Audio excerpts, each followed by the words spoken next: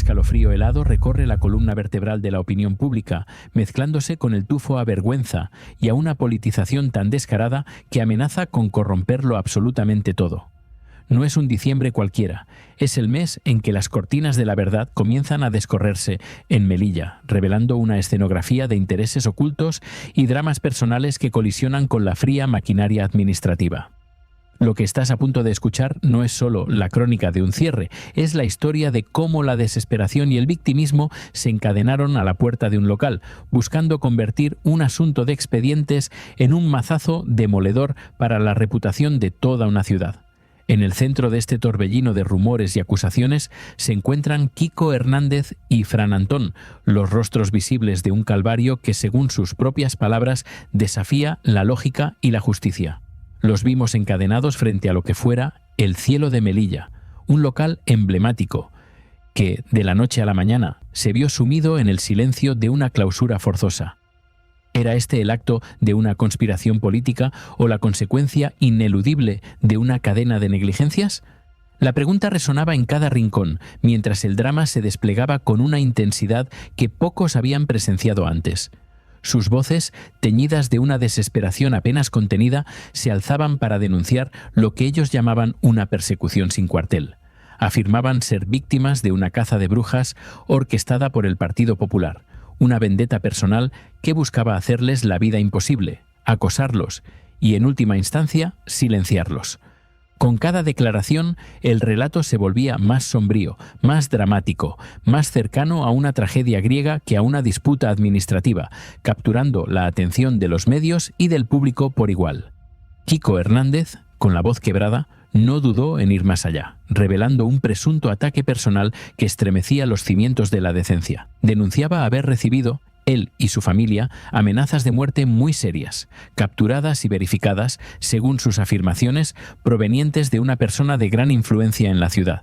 ¿Es acaso creíble que, ante tan graves acusaciones, la primera reacción sea encadenarse a un local y no correr a las autoridades buscando la protección de la ley para él y los suyos? Aquí es donde la narrativa empieza a resquebrajarse, donde la oscuridad de la manipulación empieza a mostrar sus primeros destellos. Antes de continuar con esta intrincada trama que se desvela paso a paso, te invito a unirte a nuestra comunidad. Suscríbete al canal, tus 50 favoritos, si aún no lo has hecho. Es completamente gratuito y nos ayuda a seguir desvelando estas historias que nadie te cuenta. Tu apoyo es crucial para que la verdad no quede sepultada bajo el peso de los intereses. Kiko Hernández, en un directo improvisado con Carlota Corredera en el programa No Somos Nadie, expandió su versión de los hechos, pintando un cuadro desolador de un empresario acorralado.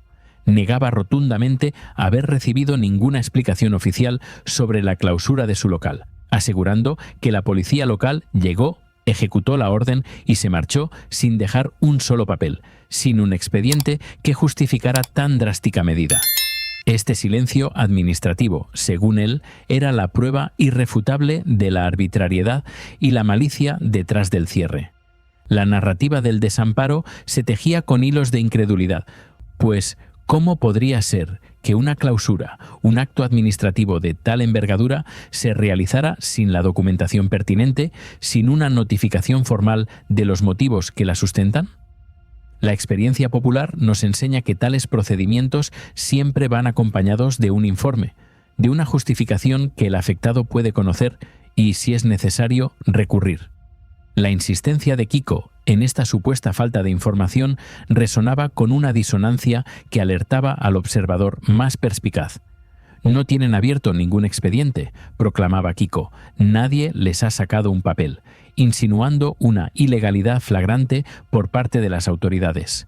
Esta afirmación, cargada de un victimismo calculador, buscaba arrastrar al público a su causa, a que se identificara con su lucha contra un sistema opresor. Se presentaban como David contra Goliat, los pequeños empresarios frente al coloso del poder político, un arquetipo que siempre resuena en el imaginario colectivo. Pero, como en toda gran historia, existen dos versiones, dos caras de la misma moneda, y la verdad, como un río subterráneo, siempre encuentra su camino para emerger a la superficie. Mientras Kiko y Fran Antón montaban su espectáculo de encadenamiento y denuncias, la ciudad de Melilla, a través de sus canales oficiales y medios de comunicación locales como El Faro de Melilla, comenzó a desvelar una realidad diametralmente opuesta, una que ponía en entredicho cada una de las dramáticas afirmaciones de los afectados. Lo que El Faro de Melilla puso sobre la mesa, con una precisión que desarmaba el relato victimista, fue la cruda verdad administrativa. El cierre del local no era un capricho político, sino la culminación de un proceso, la respuesta a una serie de reiterados incumplimientos en materia de licencias, seguridad y documentación técnica. ¿Podemos, de verdad, creer que el desconocimiento o la falta de acceso a esta información era total, o que se prefería ignorarla para construir un drama más conmovedor? La ciudad autónoma, ante la avalancha de acusaciones infundadas y de la manipulación mediática que se orquestaba, informó con claridad meridiana que la decisión se basaba en la incoación de distintos expedientes. Estos expedientes, lejos de ser un fantasma, habían sido emitidos por la Dirección General de Seguridad Ciudadana, la Dirección General de Arquitectura y el Área de Establecimientos. ¿Cómo puede alguien afirmar que no hay nadie de la policía para las explicaciones o que no tiene ningún expediente cuando toda esta estructura burocrática ha estado en movimiento? El informe negativo, el verdadero corazón de la cuestión, provino de la Consejería de Medio Ambiente, competente en la materia. Este documento no es un mero formalismo, es la constatación de que el cielo de Melilla no cumplía con los requisitos esenciales para su operación, poniendo en riesgo, quizás, la seguridad de sus clientes y la integridad del entorno. Nadie cierra un local porque le caiga mal el dueño. Se cierra porque existen razones de peso, legalidades incumplidas y riesgos palpables que la Administración tiene la obligación de salvaguardar.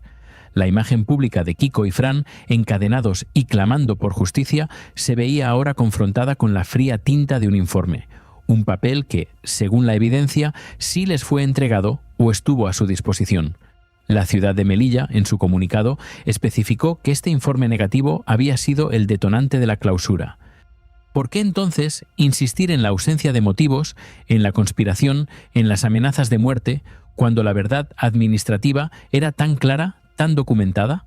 La respuesta a esta pregunta nos lleva al corazón mismo de la estrategia, la victimización como escudo y arma. Al proclamarse perseguidos políticos, no solo buscaban desviar la atención de sus propias responsabilidades, sino también presionar a las autoridades para que dieran marcha atrás en una decisión que, a todas luces, era legal y fundamentada. Era un intento desesperado de convertir un problema de gestión en una bandera política, arrastrando a la esfera pública una controversia que debió resolverse en los despachos. Este modus operandi, tan común en la era de la información fragmentada y el espectáculo, buscaba generar una oleada de apoyo incondicional, una empatía colectiva que nublara el juicio sobre los hechos concretos. Pero la verdad, como hemos visto, siempre sale a la luz, aunque a veces lo haga de forma gradual, desvelando capas y contradicciones que, al final, revelan la verdadera magnitud de la farsa. La historia de El cielo de Melilla es un testimonio de cómo la política puede ser utilizada, no para servir, sino para manipular, en un escenario donde la verdad es la primera víctima. ¿Qué piensas tú al respecto de esta doble narrativa? ¿Crees que la versión de Kiko Hernández y Fran Antón se sostiene? ¿O la evidencia administrativa pinta un cuadro más realista? Cuéntame en los comentarios qué opinas hasta ahora y desde dónde nos estás viendo. Tu perspectiva es fundamental para comprender la complejidad de este drama. Seguiremos desentrañando este enigma en los próximos capítulos, donde la trama se espesa aún más. El aliento congelado de la decepción aún se cernía sobre Melilla, mientras la cortina del victimismo político se rasgaba para revelar una verdad administrativa innegable, cruda y desprovista de las emociones que Kiko Hernández y Fran Antón habían intentado imponer. La ciudad, a través de sus portavoces y del venerable Faro de Melilla, despejó las brumas del drama con un golpe de realidad contundente. El cierre de El cielo no era, como se había clamado a los cuatro vientos, una conspiración urdida en las sombras del poder, sino la inexorable consecuencia de una serie de incumplimientos que horadaban los pilares de la legalidad y la seguridad. Los expedientes, lejos de ser invisibles como se pretendía, hablaban por sí solos. Existía un informe negativo de la Consejería de Medio Ambiente, un documento que testificaba las deficiencias, las omisiones en licencias, la laxitud en materia de seguridad y la ausencia de documentación técnica que todo establecimiento público debe poseer.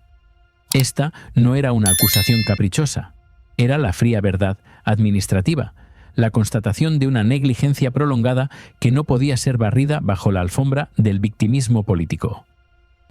La ciudad autónoma, en un gesto de transparencia que contrastaba con el hermetismo interesado de los afectados, detalló la incoación de distintos expedientes. La Dirección General de Seguridad Ciudadana, la Dirección General de Arquitectura y el área de establecimientos habían señalado repetidamente las irregularidades.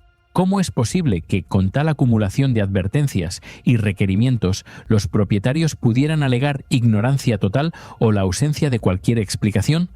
El velo de la mentira comenzaba a deshilacharse, exponiendo una estrategia de distorsión diseñada para manipular la opinión pública. Pero el drama no se confinaba a las calles de Melilla. Se extendía como una mancha de aceite a los platós de televisión donde la hipocresía mediática alcanzaba su clímax. El programa No somos nadie, un espejo deformado de la realidad, se convirtió en el escenario de un esperpento que dejó a muchos boquiabiertos. En un intento de demonizar a Dubái, convocaron a unas jóvenes expertas en el sector inmobiliario de lujo, mujeres que residían y prosperaban en la opulenta ciudad árabe. La expectativa era clara. Debían condenar Dubái, pintar un cuadro de opresión y miseria, un infierno disfrazado de oro. Sin embargo, la realidad se negó a plegarse a la narrativa preestablecida. Una de las invitadas, con una serenidad pasmosa, se atrevió a contradecir el guión implícito, a hablar de su experiencia real. Describió una vida de independencia, de oportunidades, de libertades que, aunque regidas por un código cultural diferente, no eran las cadenas que el programa buscaba exhibir. Relató cómo las empresas cubrían el alojamiento, el seguro médico, el visado, liberando una parte sustancial de su salario para el disfrute personal, desdibujando la imagen de un lugar donde se recortan libertades y se arrojan a los trabajadores muertos. La disonancia entre la verdad de la invitada y la agenda del programa era insoportable para los presentadores, especialmente para Carlota Corredera. Su rostro, un auténtico poema de indignación y frustración, revelaba el colapso de su narrativa preconcebida. Para ellos, Dubái no podía ser sinónimo de libertad o éxito. Debía ser un pozo negro de desigualdad y opresión, un símbolo de todo aquello que su ideología aborrecía. La chica, al negarse a condenarlo, se había convertido, sin quererlo, en una traidora a la causa. El clímax de esta ceguera ideológica llegó de la mano de Kiko Matamoros, quien, con una contundencia inesperada, decidió interpelar la doble vara de medir del programa. Utilizando datos de Amnistía Internacional, un organismo cuya credibilidad difícilmente podía ser puesta en duda, enumeró los países donde los derechos humanos son más flagrantemente pisoteados: Afganistán, Venezuela, Siria, Yemen, Etiopía, Myanmar e Irán. Y aquí la bomba. Al mencionar Irán y la evidente afinidad de Irene Montero, un silencio incómodo, casi hostil, se apoderó del plató. Carlota Corredera, cuyo semblante ya denotaba una profunda irritación, endureció su expresión hasta volverse casi pétrea. La mención de Irene Montero y la asociación con un país donde, paradójicamente, las mujeres sufren una opresión sistemática, desató en ella una reacción visceral. La incoherencia se hacía insoportable. ¿Cómo se podía denunciar a Dubái por supuestas faltas de libertad mientras se guardaba silencio o incluso se mostraba afinidad por regímenes que flagelaban a sus ciudadanos, especialmente a las mujeres, con una brutalidad innegable? La tensión en el plató se podía cortar con un cuchillo. Matamoros, imperturbable, continuó su argumentación desafiando la hipocresía. Según Amnistía Internacional, no me parece que sea un organismo sospechoso. La verdad, fría y estadística, chocaba con la emotividad interesada. Si Dubái, como él mismo señaló, es uno de los países más seguros del mundo y no figura entre los que menos respetan los derechos humanos, ¿por qué la insistencia en demonizarlo? ¿Por qué la necesidad de construir una realidad paralela que encaje con una ideología particular? La respuesta no tardó en llegar, en forma de un brote que quedaría grabado en la memoria del público. Carlota Corredera, incapaz de articular un debate racional ante la evidencia, estalló. Con gritos, interrupciones constantes y una gestualidad desquiciada, acusó a Matamoros de manipulador, mientras ella misma exhibía la más flagrante de las manipulaciones. Negarse a escuchar, tergiversar las palabras, silenciar al que piensa diferente, era el colmo de la hipocresía, la viva imagen de una mente cerrada al disenso. La manifestería, que lo diga delante de mis artistas, pero si la primera manipuladora eres tú. Esas palabras, dirigidas a Kiko Matamoros, resonaron con una ironía amarga. La presentadora, que pretendía ser adalid de la verdad, se convertía en el ejemplo palpable de cómo la ideología, cuando se antepone a la razón, puede enceguecer y llevar a los profesionales de la comunicación a los límites de lo tolerable. Su brote era el síntoma de un problema más profundo, la incapacidad de aceptar que el mundo es complejo, que las realidades son diversas y que la verdad, a menudo, no se ajusta a los moldes prefabricados de una agenda política. Este espectáculo de manipulación y desquiciamiento mediático no era un hecho aislado, era un eco del drama de Melilla, una muestra más de cómo la politización corrompe cada esfera de la sociedad. Tanto en el cierre de El Cielo como en el plató de No somos nadie, la verdad era sacrificada en el altar de la conveniencia política, utilizando el victimismo o la indignación selectiva como herramientas para imponer una visión sesgada del mundo. La cara de Carlota Corredera, su desesperación por imponer un relato, su negativa a debatir con argumentos, su brote iracundo, se convirtió en el símbolo de una época donde la política lo impregna todo, corrompiendo la objetividad y sembrando la división. Ya sea un local clausurado o un debate televisivo, la esencia es la misma: la negación de la realidad cuando ésta no encaja en el entramado ideológico.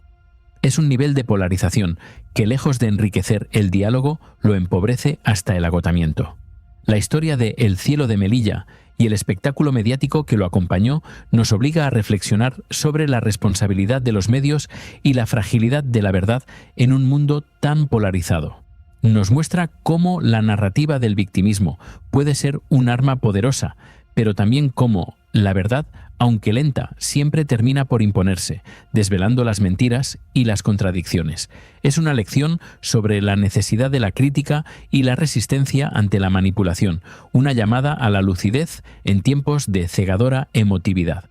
Para no perderte ninguna de estas historias que desvelan las tramas ocultas de nuestra sociedad y para seguir fomentando un espacio de reflexión crítica, te invito una vez más a suscribirte a nuestro canal, Tus 50 favoritos. Tu apoyo es fundamental para que sigamos arrojando luz sobre la verdad.